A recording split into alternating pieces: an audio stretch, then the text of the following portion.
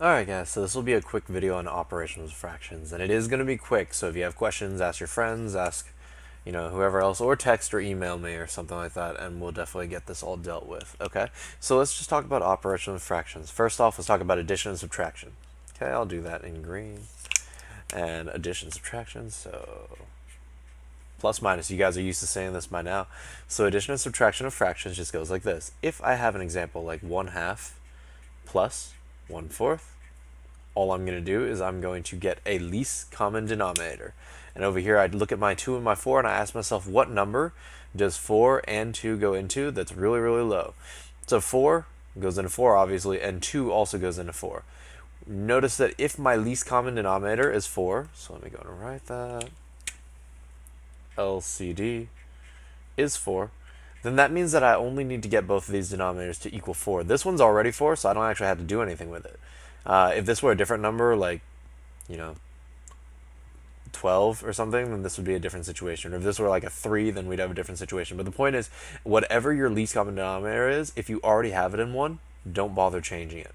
Okay? Over here with 1/2, though, this is not the same.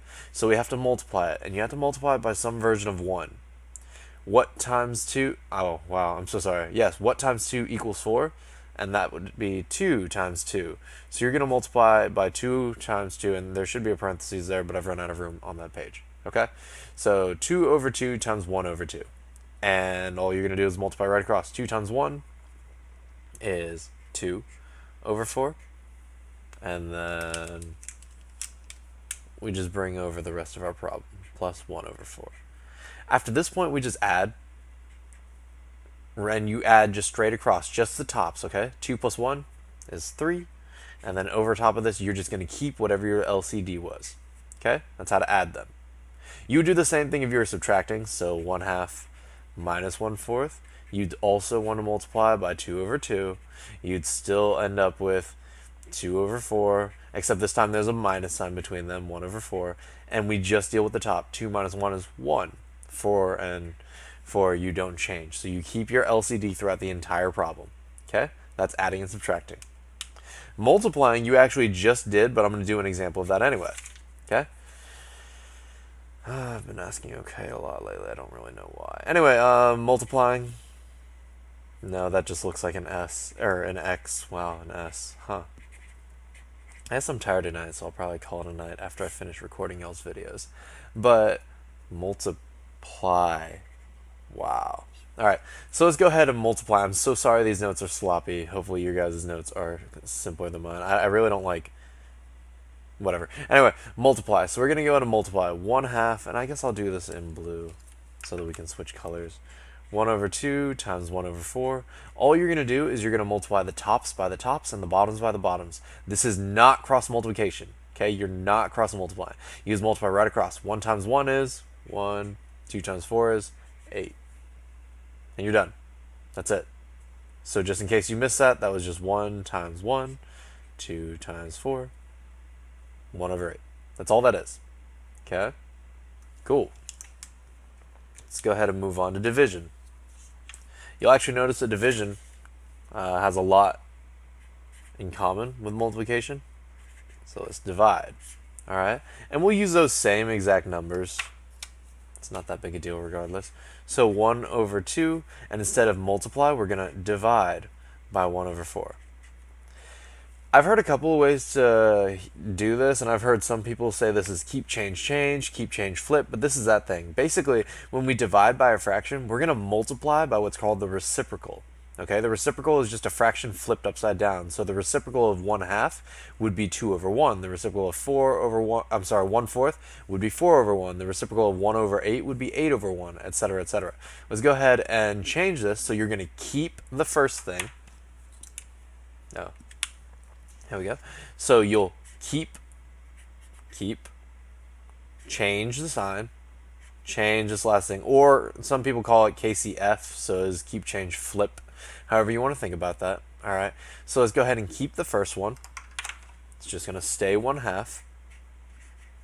We're going to change the division sign. You're going to change it to a multiplication. And then you are going to change or flip the last term. Instead of 1/4, the reciprocal would be, let's flip it up, 4 over 1. Now we'll just multiply right across. 1 times 4 over 2 times 1, which is just 4 over 2, which now 4 divided by 2, you guys know, is 2.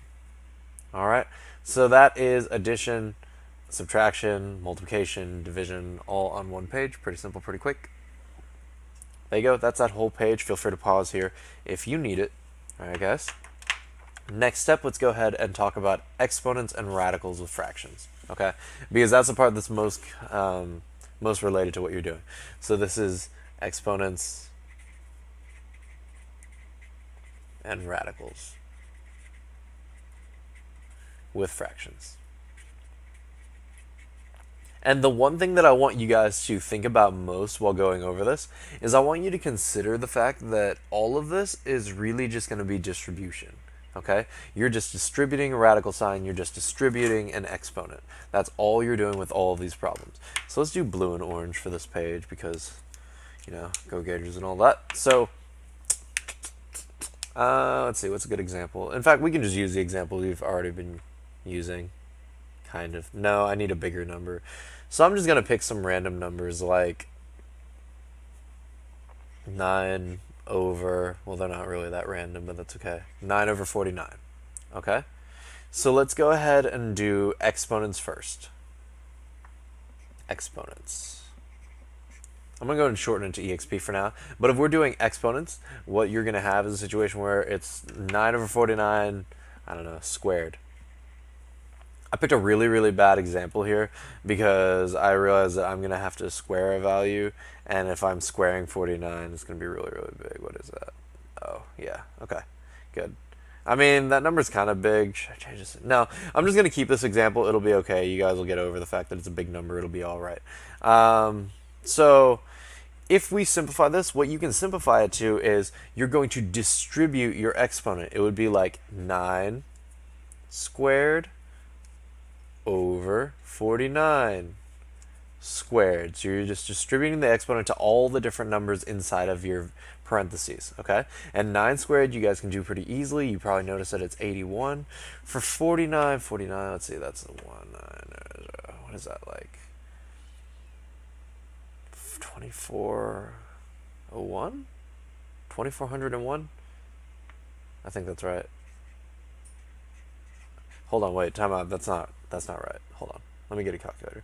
Let's see. So it's what was it? 49 squared.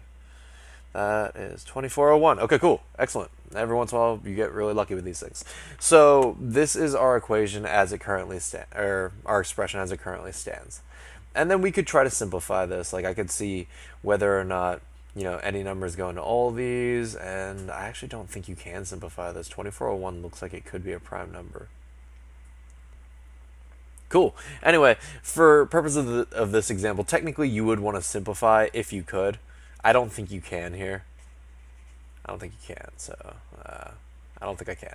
So this was kind of a weird example, but it'll work better for radicals than it will for exponents. Okay? I may be wrong here. That might be simplifiable, but I don't feel like grabbing a calculator again because, I don't know, I tossed that last one and it's too far away now. All right, guys, so let's go ahead and do radicals with fractions because this actually matters a little bit more. So with exponents, again, you're just distributing the exponent and you're going to square both things. Normally these numbers will be more doable, like 3 over 5, and that would just be 9 over 25 or something. In fact, let me go ahead and write that real quick.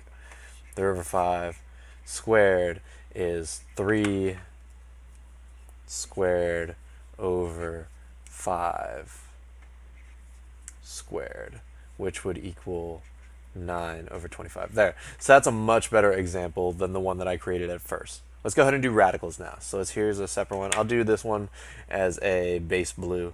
That way it's easy to tell apart. Radicals. All right.